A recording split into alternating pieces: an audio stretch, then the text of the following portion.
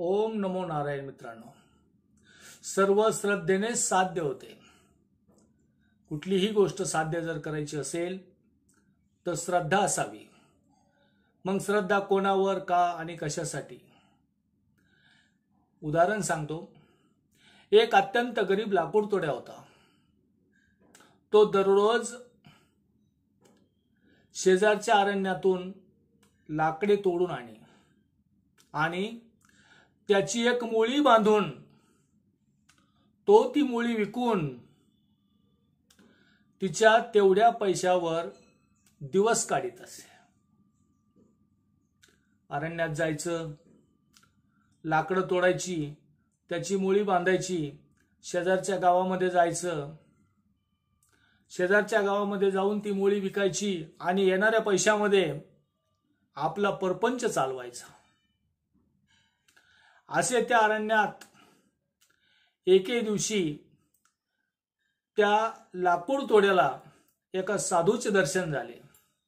आणि महाराज, साधूचे दर्शन झाल्यावर त्याने त्या लाकूड तोड्यास असे सांगितले. ज्यावेळेस लाकूड तोड्याला साधू भेटला आणि साधूने लाकूड तोड्यास सांगितले की तू या अरण्यात याहूनही पुढे जा, म्हणजे तुला चांगली मिळकत होईल. ज्या ठिकाणी तू लाकूड तोडतो त्याच्याही पेक्षा समोर जर तू लाकडं तोडण्यासाठी गेला तर तुला मिळकत चांगली होईल. असं त्या साधू महाराजांनी ज्यावेळेस त्या लाकूड तोड्याला सांगितलं, लाकूड तोड्यानेही त्या साधूची आज्ञा शिरसावत केली आणि लाकूड तोड्या दुसऱ्या दिवशी ज्यावेळेस जंगलामध्ये लाकूड तोडायला गेला महाराज, तर पहिल्या ज्या ठिकाणाहून तो लाकडं तोडायचा त्याच्यापेक्षा थोडा समोर गेला. आणि समोर गेल्याच्या नंतर त्या लाकूड तोड्याला महाराज चंदनाच्या लाकडाची झाडं लागली. मग ही चंदनाची लाकडाची झाडं, त्या झाडं तोडून त्याची मुळी बांधून ती मुळी घेऊन तो शेजारच्या गावामध्ये विक्री करण्यासाठी गेला. आणि विक्री करण्यासाठी गेल्याच्या नंतर पहिल्यांदा जे लाकूड नेत होता त्याच्यापेक्षा या चंदनाच्या लाकडाचे पैसे जास्त आले. आणि जास्त पैसे आल्याच्या नंतर तो लाकूड तोड्या अगदी खुश झाला. दुसऱ्या दिवशी परत साधू महाराजांनी सांगितलं होतं की याच्यापेक्षा समोर जायचं, म्हणून लाकूड तोड्या पहिल्या दिवशी चंदनाची झाडं लागली म्हणून याही पेक्षा पुढे जावं. आणि त्याला आपल्याला काय लागतंय, साधू महाराजांनी तर आपल्याला सांगितलं की या जंगलामध्ये तू जितका पुढे जाशील तितका तुझा फायदा होणार आहे.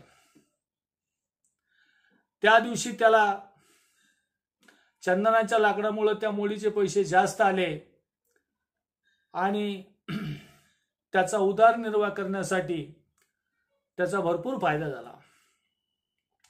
दुसऱ्या दिवशी तो लाकूड तोड्या साधू महाराजांच्या वचनावर विश्वास ठेवून त्या जंगलामध्ये थोडासा पुढे गेला. त्यावेळेस त्या लाकूड तोड्याला तांब्याची खाण लागली. लाकूड तोड्याने झेपेल तेवढं, सोसवेल तेवढं तांब डोक्यावर घेतलं आणि ते तांब डोक्यावर घेऊन तो लाकूड तोड्या गावामध्ये गेला आणि ते तांब विकलं महाराज. आणि विकल्याच्या नंतर त्या लाकूड तोड्याला त्या दिवशी लाकडापेक्षा चंदनापेक्षा तांब्याचे पैसे भरपूर आले. आणि तो पैसा घरी घेऊन तो अगदी खुशी आणि आनंदामध्ये झाला महाराज. तिसऱ्या दिवशी तो तांब्याच्या खाणीच्या जवळ न थांबता साधूने सांगितल्याप्रमाणे पुढेच चालू लागला. तेव्हा त्याला चांदीची खाण लागली.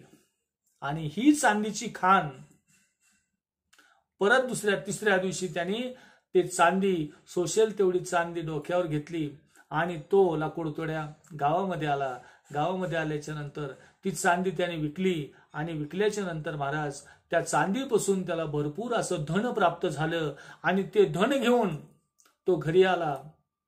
मुलाबाळाला कपडे लत्ते खाण्यापिण्याची सगळी व्यवस्था केली आणि लाकूड तोड्या परत खुश झाला.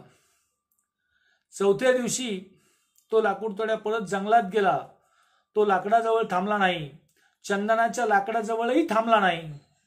तांब्याच्या खाणीजवळही थांबला नाही, चांदीच्या खाणीजवळही थांबला नाही, तर साधू महाराजांनी सांगितल्याप्रमाणे तो लाकूड तोड्या अजून समोर गेला.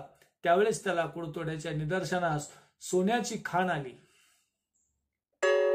सोन्याची खाण आल्याच्या नंतर महाराज लाकूड तोड्याने परत जेवढं सोसवेल तेवढं सोनं डोक्यावरती घेतलं, गावात आला आणि ते सोनं विकलं.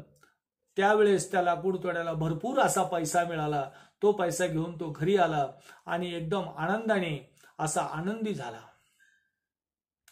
5व्या दिवशी परत तो जंगलात साधूच्या शब्दावर मान देऊन समोर समोर जात राहिला. त्यावेळेस त्याला हिरे मोती माणिकाची खाण लागली.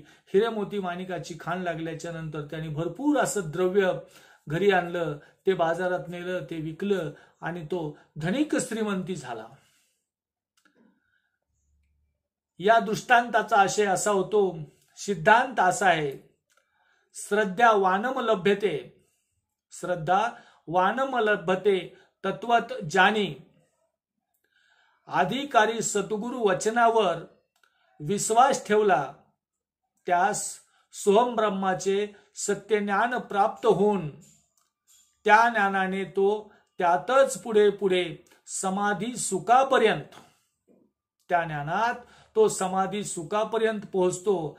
त्या योगे त्यास निरंतर सुखाचे निर्वाण पद स्थिती प्राप्त होते आणि त्यांच्यात अद्भुत शक्तीचे विलक्षण सामर्थ्य होऊन तो सोहम ज्योतिर्ब्रह्माचे सत्य ज्ञानाच्या वैभवास चढून जन्म मरणाचे दुःख दारिद्र्यातून मुक्त होतो.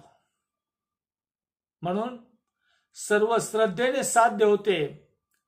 आपण जी भक्ती करतो, जे ज्ञान घेतो, जे ज्ञान प्राप्ती करतो आणि जी भक्ती करत असेल या मनुष्य जन्मामध्ये श्रद्धा आणि अंधश्रद्धा याचा विचार करून विवेक बुद्धीने जर आम्ही श्रद्धायुक्त अशी भक्ती केली तर याच जन्मामध्ये जन्म मृत्यूचा हा फेरा चुकवता येतो. म्हणून लाकूड तोड्याने जसा त्या साधूवरती विश्वास ठेवला आणि साधूच्या वचनाला जागून तो जंगलात समोर समोर जात राहिला, तसं या मानवरूपी देहामध्ये जर आम्ही श्रद्धायुक्त विवेक बुद्धीने विचार करू आणि साधू वचनावर जर नित्य सोहम ब्रह्माची भक्ती केली, या निर्गुण निराकाराची भक्ती केली, तर याच जन्मामध्ये आम्हाला जन्म मृत्यूचा हा फेरा चुकवता येतो. नसता 93,99,999 योन्या भोगल्याच्या नंतर हा आम्हाला जो मानवाचा देह लाभला हा व्यर्थ जाईल. म्हणून सर्वांनी श्रद्धायुक्त मन ठेवून सोहम ब्रह्माचे आत्मचिंतन करावे. ओम नमो नारायण.